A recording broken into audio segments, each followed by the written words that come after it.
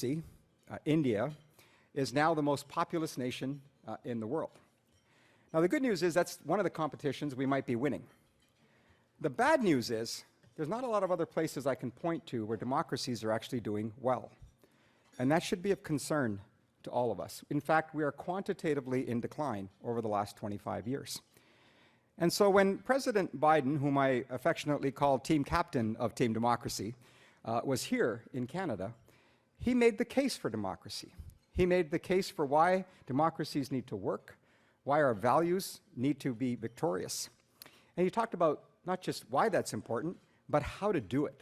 And much of his message was about collaboration and partnership, and that we're stronger together when we work in a common interest. So if President Biden is team captain of Team Democracy, who's team captain of Team Business, you might ask?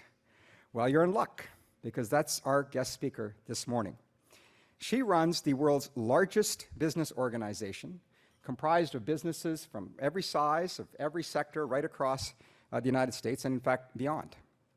She's a champion of competitiveness, of free enterprise, of a rules-based order, of economic growth, a common sense approach to the geopolitical realities in which we find ourselves, a champion for innovation, and a believer that all of this can occur to the benefit of all.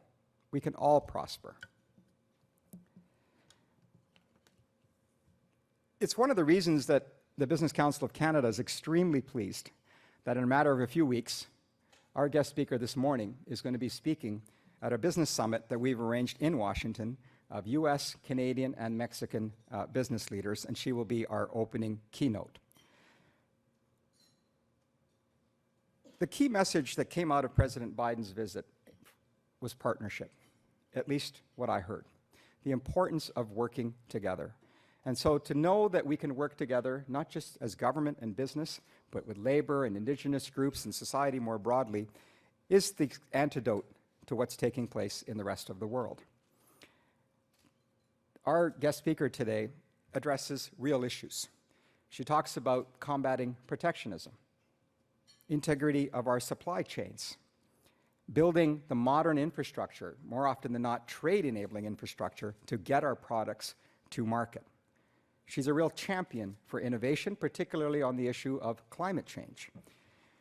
And yes, we have much to do, but it is best done together. So it gives me great pleasure to introduce to you the President and Chief Executive Officer of the U.S. Chamber of Commerce, Suzanne Clark, who afterwards, her remarks will be joined by Theo Argitis to take us through a morning discussion conversation. So thank you, Suzanne, and welcome.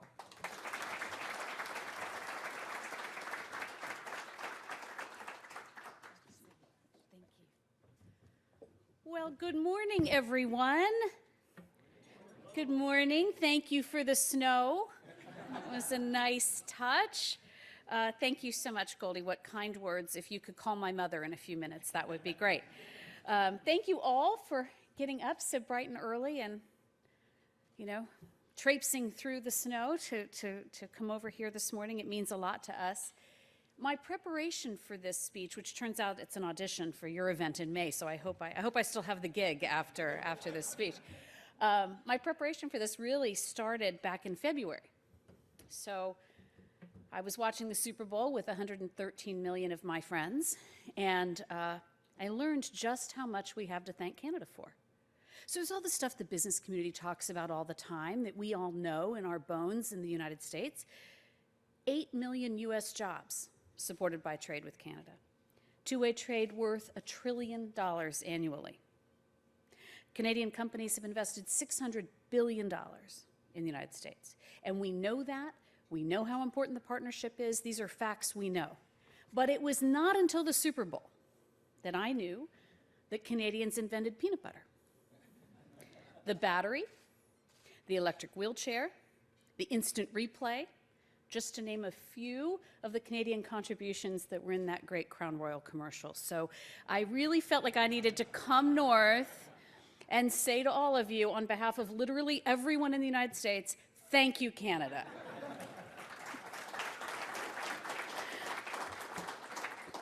I would be remiss, of course, if I didn't thank our terrific partners who are here, particularly the longtime U.S. Chamber of Friends at the AmCham Canada. We're grateful for your partnership daily, and particularly this morning.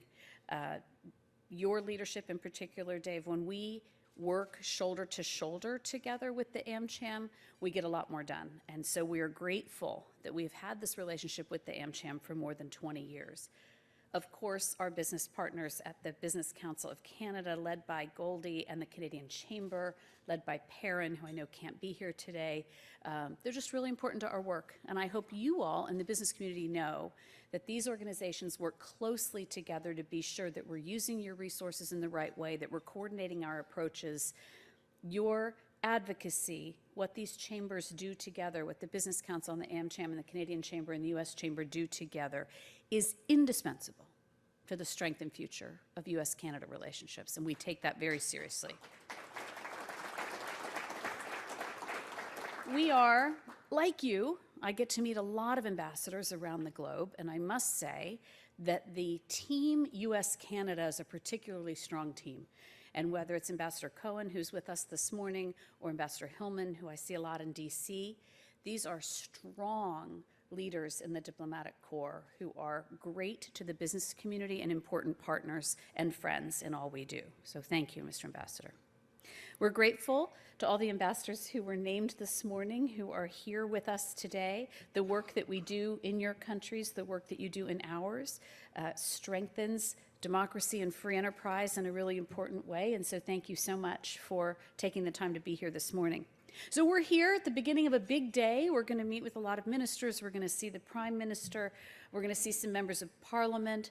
And so I thought I would just give you a sneak peek at some of the things that we're going to be talking about. And first is, of course, what we've been saying all morning. The state of the U.S.-Canada relationship is very strong. And it needs to be even stronger. Business needs that. Both of our countries need that. The world needs that. And as you said, it was really highlighted by the President's visit here. That was covered in great detail in the United States, and a great reminder to the American public of the importance of this bilateral relationship. We all know, I've been joking at home, my team tries not to write this down in the hopes I won't say it out loud, but I beat them every time with this. None of us wanted to learn the word polycrisis, and yet here we are, every day, dealing with things we couldn't have imagined 10 years ago. And it keeps happening. Another thing we couldn't have imagined 10 years ago, and another thing that we couldn't imagine 10 years ago. These challenges and the opportunities, too, at the same time, require North American leadership. They require North American cooperation and collaboration.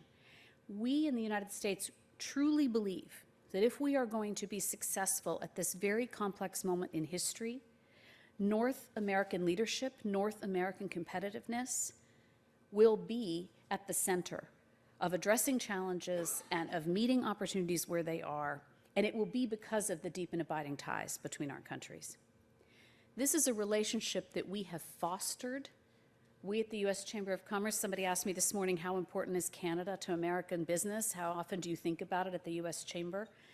The United States Chamber of Commerce has fought for this relationship, like in the trenches fighting, over and over and over again, from the original NAFTA to the recent modernization, of course, with CUSMA.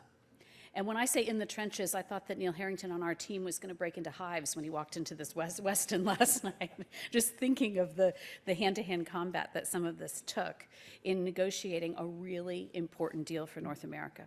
So, look, we overcame the threat of losing that agreement. We did secure some really important modernizations, and we believe that it set a global gold standard when it comes to issues like digital trade, like financial services, and regulatory cooperation. With deep commitment and support from the U.S. Chamber and our partners in Canada, our nations have built the most important and economically integrated relationship in the world.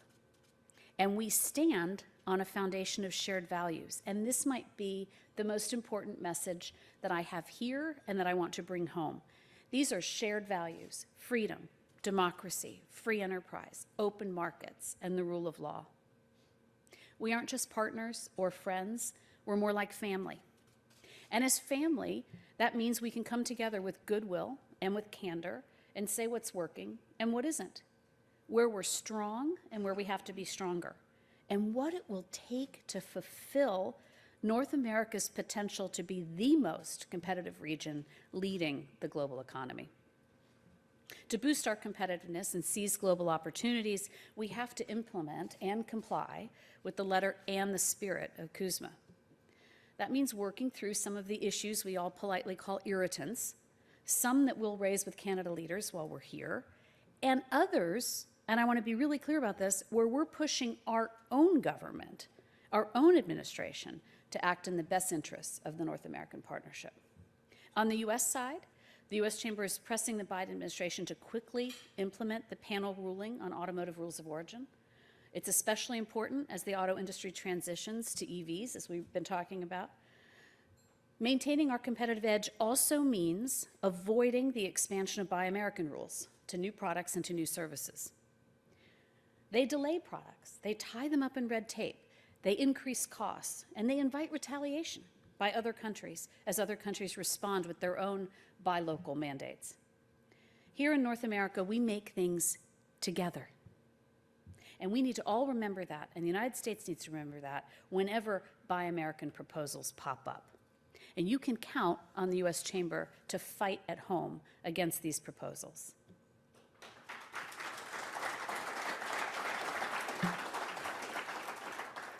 On the Canadian side, we are pressing the government to honor the enhanced market access that was granted to U.S. and Mexico for dairy, to halt the implementation of a digital services tax. We're also calling on our friends in Canada to refrain from any legislative or regulatory action in the digital trade space that we believe discriminates specifically against United States companies. What we tell our own government all the time is that we need smart and balanced and nuanced regulations. Business isn't anti-regulatory, but we need them to be smart, and we need them to be effective, and we need them to be efficient. It is the only way our countries, our companies together are going to be able to deal with emerging issues and technologies like AI. Do we want to regulate it? Do we want to set the rules of the road? Or do we want to delegate that to China and to Russia? We have to be able to do this smartly, and we have to be able to do it together. We, the U.S. and Canadian business communities, must work together and demand an environment that fosters innovation, doesn't discourage it. And as partners, the U.S. and Canada must take active steps to press Mexico to comply with its obligations on energy and agriculture and to address its deteriorating investment climate. Regardless of the degree of harmony in a partnership as complex as ours, there will inevitably be problems and differences to overcome. And it's really important that we do it, in my view, for two reasons. One, each of these irritants has its own drag on economic growth and on the partnership, and they should be resolved for the sake of resolving them. But here's the more important point. We need to prove we can do it. We need to prove that the agreement works, that there are small disputes, that we can get over them, that we can solve them. We need to show that we are committed to making this agreement work, so that when a new administration comes, or when it's time to renew CUSMA, the economic case has been made perfectly clear, and the agreement is indisputably maximizing North America's global competitiveness. That's why we advocate on both sides of the border for resolution, because our primary goal is to help forge the most effective North American economy possible, an economy ready and capable to tackle our shared challenges. And I think, as you said a second ago, there are a lot of new places and enhanced places for our cooperation, for our collaboration, like supply chain resilience. We were encouraged by the plan that was announced at the North American Leaders Summit, which would utilize CUSMA to align North American policy around emergency response, critical infrastructure, essential services. We learned valuable lessons. We developed good muscle in the pandemic. And one thing is abundantly clear. The private sector must play a central role in informing government policy on all key issues, but particularly supply chain. Increasing digital trade represents opportunities for companies large and small and should be a priority. 90% of our members are small business. And in the United States, they account for a lot of the export market, particularly here. Digital tools have been a great equalizer for our small businesses, just letting them compete at a level they wouldn't be able to compete in the physical world. We believe that maximizing our economic competitiveness at home also helps position the U.S. and Canada to engage, lead, and compete around the globe. North American energy cooperation has been key to stabilizing energy markets as they endured the first global energy crisis in history. As our reliable partner in the G7, Canada, of course, supports policies to enable further investment in natural gas and in nuclear technology. And American and Canadian energy production delivers economic advantages at home and to our allies. It diminishes the strength of aggressors like Russia because our energy is cleaner than most. It also results in substantial emissions reductions. So another opportunity for us to lead together is the energy transition, especially when it comes to EVs. But that is going to require a 500% increase in the global production of key metals and minerals by 2030. And we are going to have to work together to inform governments about why this is important and why it has to happen at home.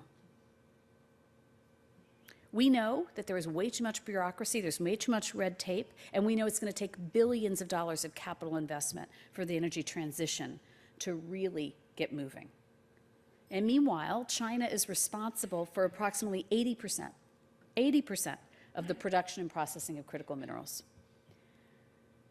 The U.S. and Canada together have got to overcome this critical dependency. That doesn't mean that everything has to be made in North America, but it means that we have to be able to protect our own national security.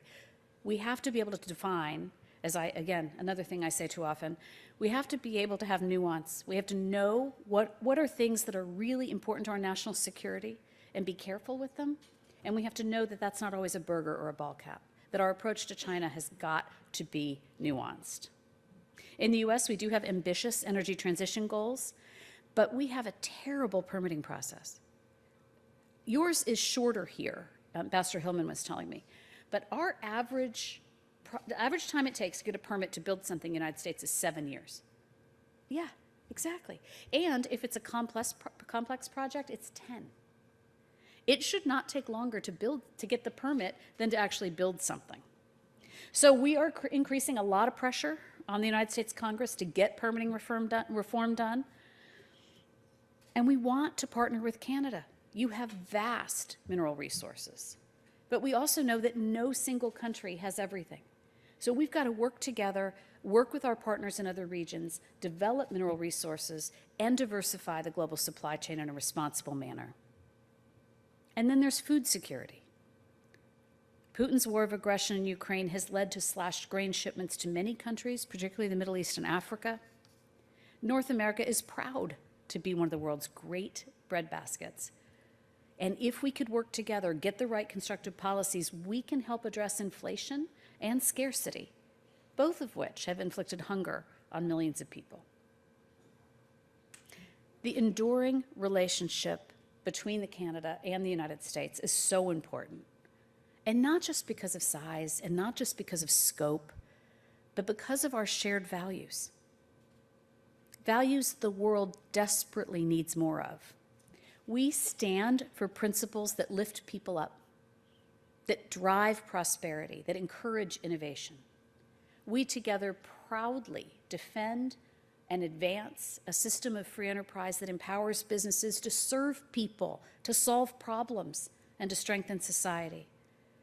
And we believe deeply in the freedom, democracy, and rule of law that allow people to act in their own best interests.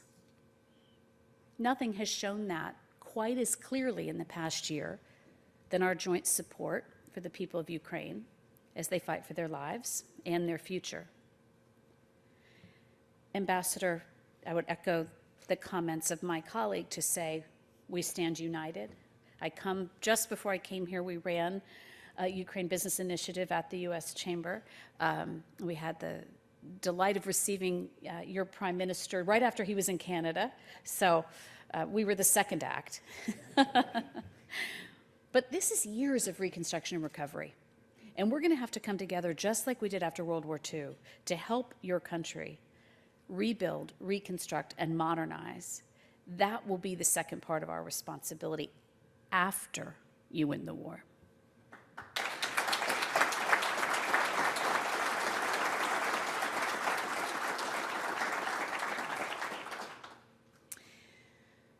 Years ago, a marriage counselor said, somewhat famously, the strength of your marriage is not whether or not you have a disagreement. Of course you're going to have a disagreement. The strength of your marriage is how well and how fast do you solve your disagreements.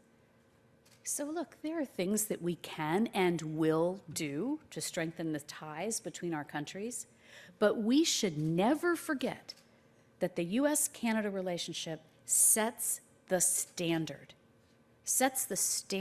for what partnerships and friendships can look like around the globe. We are a model of diplomacy and economic stability for the rest of the world, and we do it best when we do it together. It's the people in this room, the business leaders, the business advocates, who help hold our leaders to those highest of standards. Our nations, our citizens, deserve nothing less, and the world is depending on it. Thank you.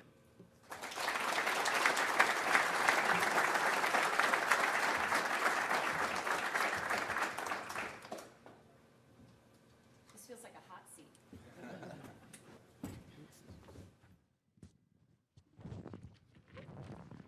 Thank you, Suzanne. It's great to have you here. It's great to have you here, and it's a pleasure to have this opportunity to chat with you.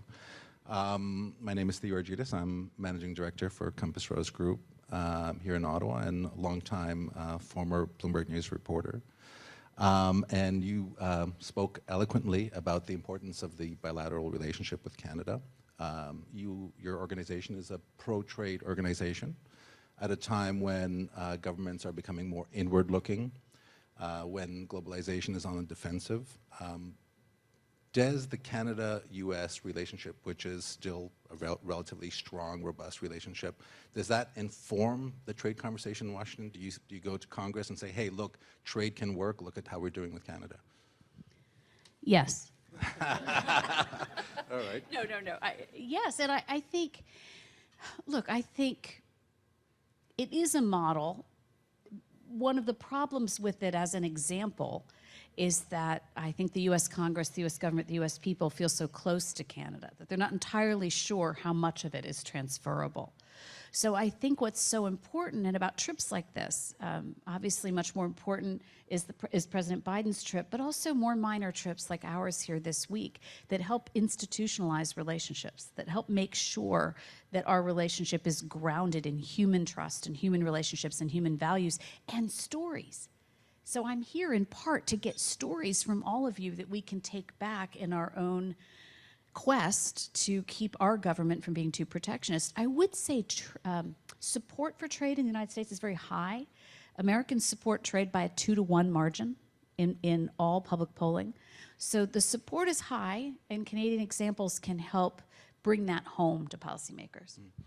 I think it's fair to say in Canada and Ottawa, the political consensus around trade still holds. I mean, it's still very much a pro-trade political kind of consensus. In the U.S., less so. What are the politics of trade right now in D.C.? How difficult is it to have an active or proactive trade agenda in the U.S.? Well, honestly, we've been pushing the Biden administration for a much bolder trade agenda.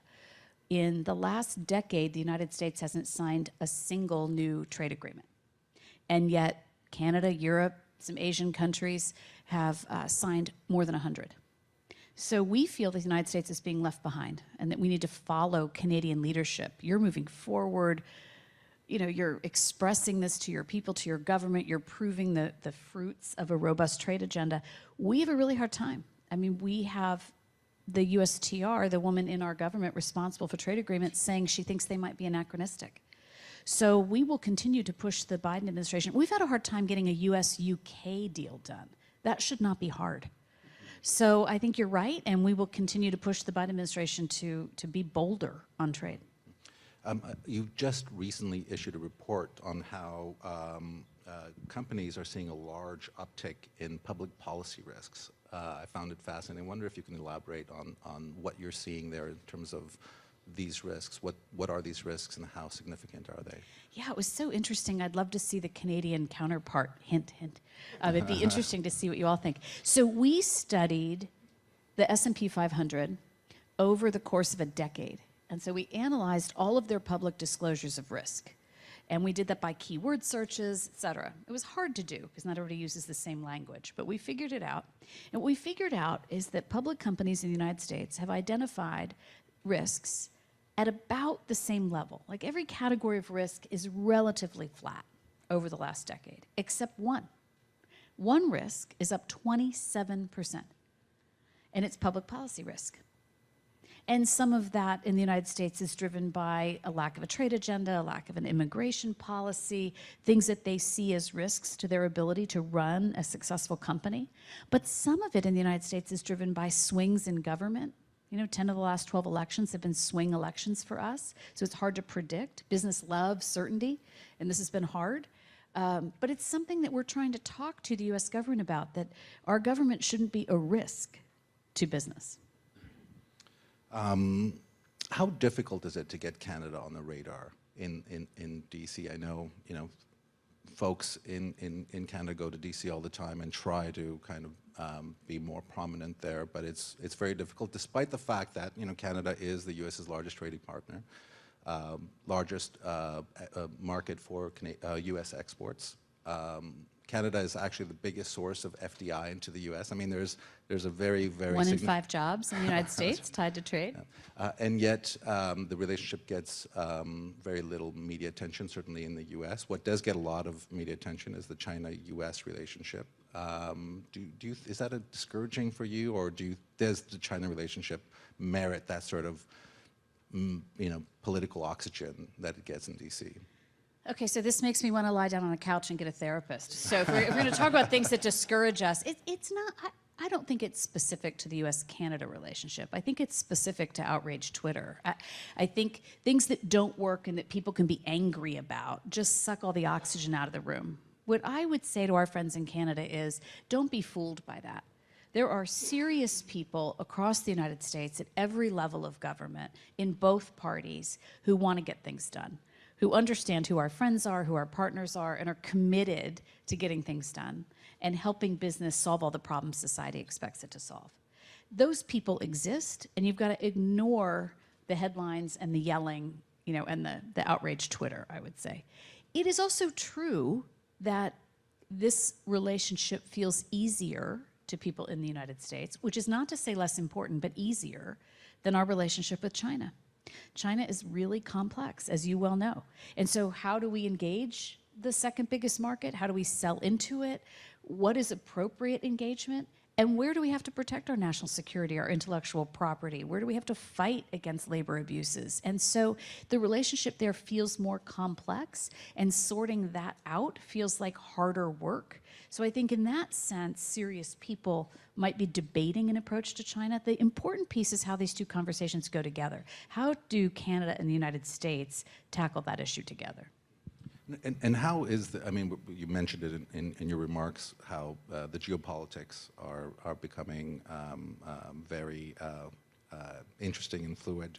What does that mean for business? How does, in a world where, you know, we seem to be splitting into, you know, democratic, autocratic type of political systems, in a world where, people are talking about decoupling and friendshoring. I mean, what does all of this mean for business? How does business navigate this kind of global geopolitical environment? You're getting to all the easy questions here, huh? Okay, so that was a couple of different things. If I don't answer them, feel free to call me on it. Look, I think decoupling, if we're talking about decoupling with China, it's just not an answer, right? The relationship's important. There's a lot that we can be selling back and forth. As I said earlier, we've got to be able to separate out selling burgers and ball caps and selling things that are integral to our national security. And when everything is a national security threat, that's the same thing as nothing being a national security threat. So I think it's really important that we develop the ability to prioritize, right? So in terms of friend shoring, look, I think what we have to be careful about is what we learned in the pandemic was single sourcing was bad. So I don't think the answer is single sourcing at home or single sourcing with a single friend. That will still have the same vulnerability of a supply chain. So I think that's a concern. To your question about democracies versus autocracies, this is an important moment in time. How are we, Canada and the United States, engaging with the rest of the world? How are we proving the economic and human advantages to the systems that we believe in? How are we investing in the global south in a way that puts our system as a shining star? And it's the opposite of protectionism. It's the opposite of looking inward, right? And so we see this connection at home all the time around rule of law and free markets and companies' and countries' abilities to innovate. Are we telling that story as effectively as we could be? I don't know. Mm-hmm. And one final question from me, and maybe take a couple of questions from the audience afterward. I know we're running tight on time. The Inflation Reduction Act is very much top of mind to everyone here. How is it perceived in the U.S.? And do you welcome Canadian business tapping into those U.S. subsidies? Well, the answer to your second question is yes. Look, I think the IRA, we're a 50-50 country right now. So almost any issue that you could ask me about, I would tell you has a 50-50 split in the United States, except trade, right, which has a 2-to-1 advantage. We at the Chamber did not like the IRA.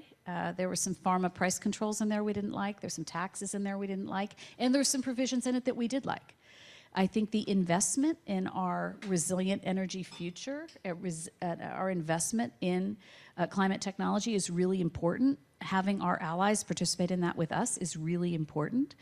But support is a little bit mixed, but maybe not for the reasons you would think. I think abroad, when I'm in Europe, the IRA is really about climate. At home, there are some more complex issues with that piece of legislation that get tied into it. Do we have time for a couple of questions from the audience?